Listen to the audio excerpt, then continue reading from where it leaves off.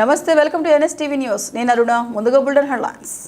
కిర్లంపూడి మండలం కృష్ణావరం గ్రామంలో ఏలేరు వరద బాధితులకు 25 కేజీల బియ్యం, కందిపప్పు, బంగాళాదుంపలు, మంచి నూనె, ఉల్లిపాయలు, పంచదార జగంపేట ఎమ్మెల్యే జ్యోతుల నెహ్రూ చేతుల మీదుగా పంపిణీ చేశారు. ఈ సందర్భంగా ఎమ్మెల్యే నెహ్రూ మాట్లాడుతూ ఏలేరు వరద బాధితులను తక్షణం ఆదుకోవాలని ప్రభుత్వం నిత్యావసర వస్తువులు అందిస్తోందని, తొందరలోనే ప్రతి ఒక్కరికి జతబట్టలు, 4 రోజుల పాటు ఇల్లు, నీటిలో నానిపోయిన వారికి 10,000, పంట నష్టపోయిన రైతులకు హెక్టార్కు 25,000, కూలిపోయిన ఇల్లు తొందరలోనే నిర్మించడం జరుగుతుందని అన్నారు.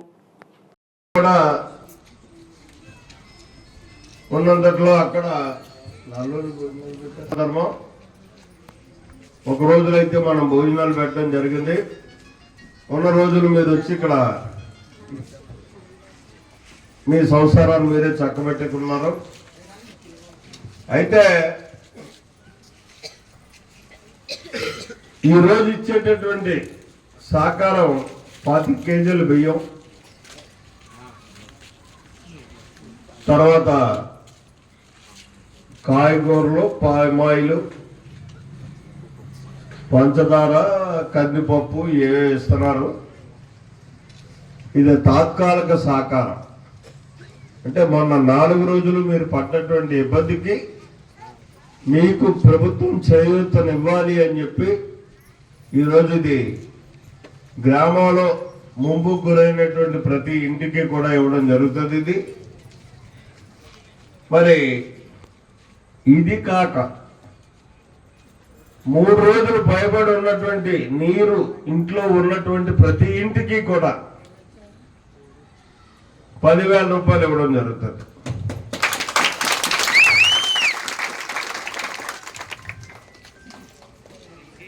తర్వాత పంట పొలాలు దెబ్బతిన్నాయి. మనకు దెబ్బతిన్నటువంటి ప్రతి ఎకరానికి 10,000 రూపాయలు ఇవ్వడం జరుగుతుంది. అలాగే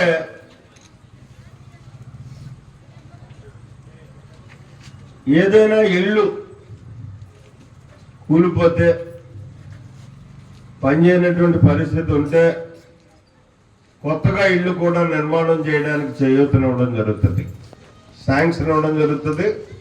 ఇళ్ళన్నీ కూడా మామూలు రొటీన్గా ఇచ్చి ఇల్లు ఇవ్వడం జరుగుతాయి తొందరలోనే. కానీ వరద ముంపు బాధితులకు మాత్రం ఇమ్మీడియట్గా ఇప్పుడే ఇళ్ళ నిర్మాణం చేసుకోవడానికి సహకారం చేసేటటువంటి పరిస్థితి ఉంటుంది. ఇలా ప్రభుత్వం ఆదుకోవాలని చెప్పేసి నిర్ణయం తీసుకుంది. అలాగే ప్రతి ఇంటికి, ప్రతి మనిషికి ఒక జత బట్టలు ఇవ్వడం కూడా జరుగుతుంది. ఇప్పుడు ఇది గౌరవ ముఖ్యమంత్రి చంద్రబాబు నాయుడు గారు మనకు చేస్తున్నటువంటి ప్రభుత్వ పరంగా సహకారం ఉన్నది. మీ ఊరికి ఈ వరద వల్ల జరిగే ఉపకారం ఏంటంటే, ఫస్ట్ వరదంటే పాత వరకు వరదలో ఆ అవకాశం ఇచ్చే కూటం. అలాగే తొందరలో గళ్ళు పడ్డాయి. ఆ గళ్ళు కూడా నీరు తగ్గిన వెంటనే గళ్ళు కూడా పూర్తి చేయించడం జరుగుతుంది. అవన్నీ కూడా సుబ్బారావుకి బాధ్యత అప్పచెప్తాం. కానీ గట్టిగా చేయించాలి.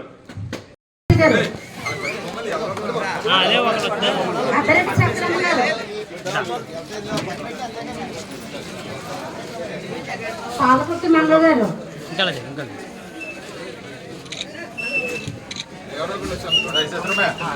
చందక రాఘవమ్మ,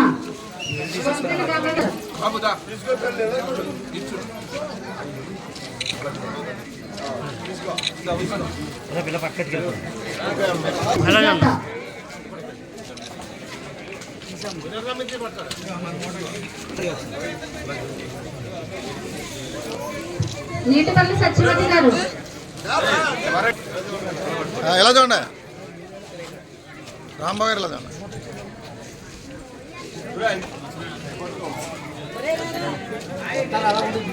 ఓకే అమ్మ ఓకే అమ్మ గట్టం వెంకటరమణ గారు వచ్చే పక్క వచ్చే ఓకే సార్ ఓకే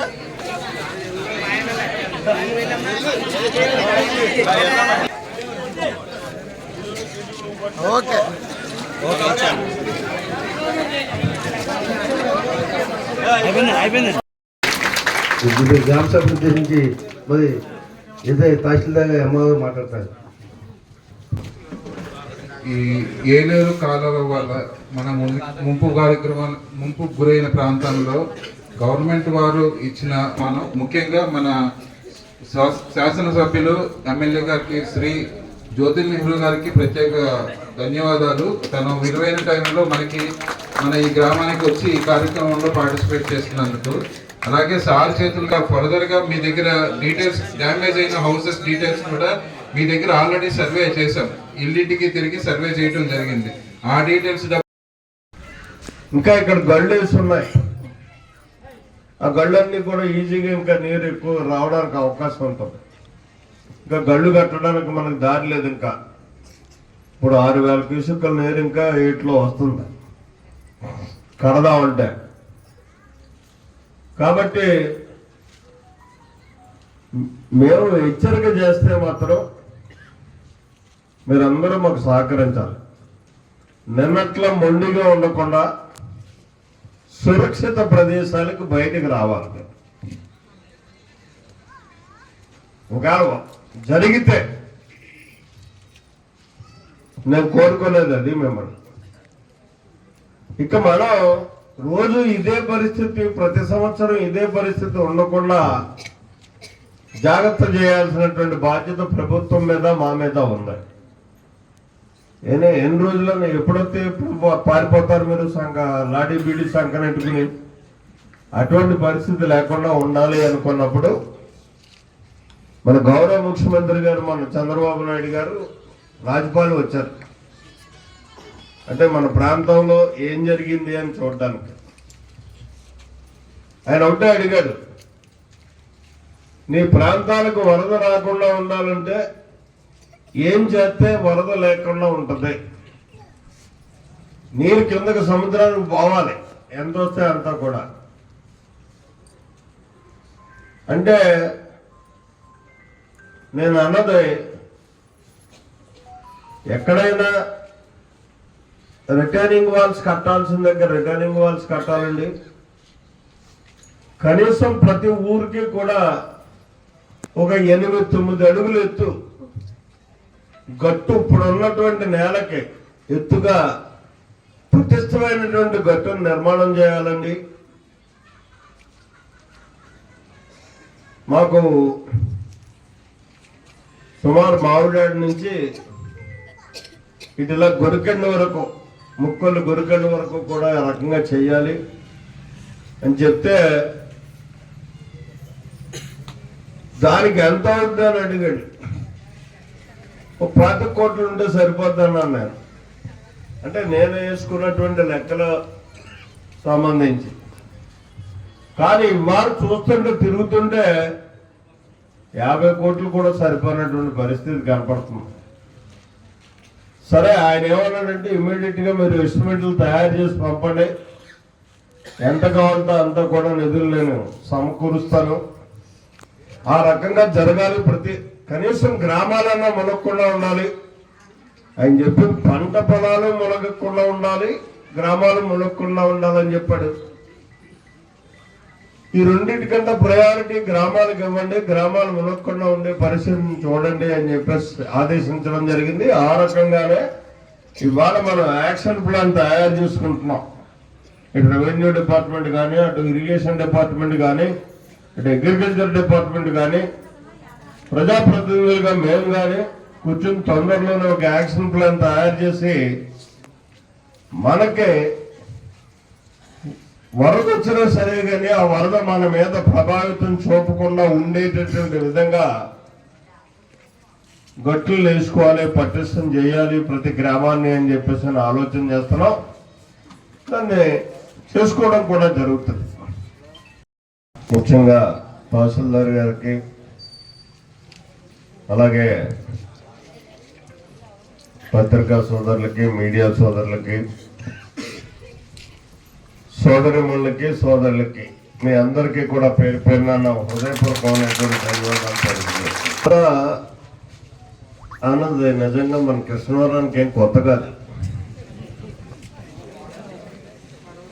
అయితే గడిచిన 30 సంవత్సరాలుగా వరద ఎలా ఉంటుందో మర్చిపోయాం.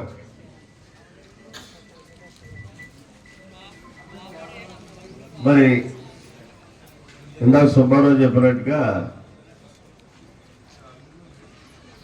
మీరందరూ ఎందుకు నిర్లక్ష్యం వహించారో నాకైతే అర్థం కాదు. ఎందుకంటే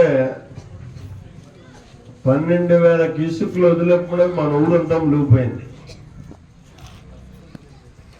ఇవాళ 43,000 క్యూసెక్లు నీరు వదిలేదు. ఇప్పుడు నీరు అయితే ఊళ్ళో పట్టింది, ఊరు మునిగింది, కానీ అంత ప్రమాదం జరిగే పరిస్థితి కనిపించలేదు. దేనికి కారణం? ఏరు లోతైపోయింది, సులువుగా కిందకి నీరు లాగేయడం మొదలుపెట్టింది. ఆ కారణంగా కొద్దిగా అదృష్టం, మనకి అనుకున్న ప్రమాదం జరగలేదు. అయితే మరి ప్రజానాయకుడిగా నా బాధ్యత నాకు ఉంటుంది. ఇక్కడ ఎక్కడ కూడా ప్రాణ నష్టం జరగకూడదు. ముందుగా మేము ఆలోచన చేసి ఇది చేస్తాం. తర్వాత నెక్స్ట్ ప్రయారిటీ ఆస్తి నష్టం జరగకుండా పరిరక్షించాలి. ఆస్తి పోయినా సంపాదించుకోవడానికి మనిషి ఉంటే సరిపోతుంది. ఆ నష్టం జరగకుండా చూసుకోవాలి అనేటటువంటి ఆలోచనతో మిమ్మల్ని అందరినీ కూడా పైకి వచ్చామని చెప్పడం. అయితే ఇక్కడ మళ్ళీ ఒక హెచ్చరిక చేశారు. రేపు 20వ తారీఖు నుంచి 4 రోజులు క్రౌడ్ బరస్ట్ అవుతుంది. అంటే కుండపోత వర్షాలు కురుస్తాయి ఏజెన్సీ ప్రాంతంలో. మన ఇంకొక అదృష్టం ఏంటంటే వరద మొదలైన తర్వాత మనకు వర్షం తగ్గింది, ఏజెన్సీలో కూడా వర్షం తగ్గింది. దాని మీద కొంచెం సేఫ్ అయ్యాం. ఇక్కడ వర్షం ఉండి అక్కడ వర్షం ఉండి నీరు ఇంకా రెట్టింపు అయితే చాలా ఇబ్బందులు అవుతుంది. కానీ రేపు ఇచ్చేటటువంటి వర్షం మాత్రం ఇక్కడ మన దగ్గర గట్టిగా కురుస్తాయంటున్నారు. 20వ తారీఖు నుంచి ఏజెన్సీ పైన కూడా గట్టిగానే కురుస్తాయంటున్నారు. దయించు మిమ్మల్ని అందరినీ నేను కోరేది ఏంటంటే ముందస్తు జాగ్రత్తగా ఆ వాతావరణంగానే ఉంటే మేము హెచ్చరిక చేస్తాం. ఎంఆర్ఓ గారు కానీ డిపార్ట్మెంట్ అంతా, అలాగే మేము కూడా చెప్పడం జరుగుతుంది మీకు. అటువంటి పరిస్థితి